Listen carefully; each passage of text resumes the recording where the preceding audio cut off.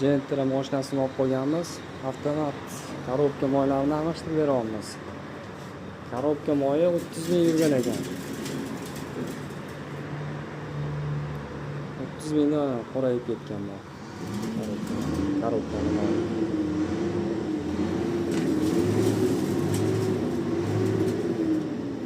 Korobkani iloji boricha 30 ming, 35 mingdan almashtirish kerak. Bu remont qiladigan spetsialist ustalarning gapi. Gentrasi bordaga yuborib qo'yasizlar.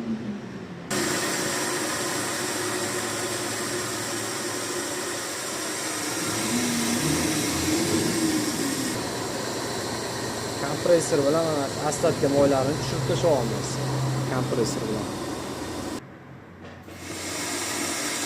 Asfaltga moylar chiqib ketyapti. Avtomat haydaydigan shopirlarga jo'natib qo'yasizlar.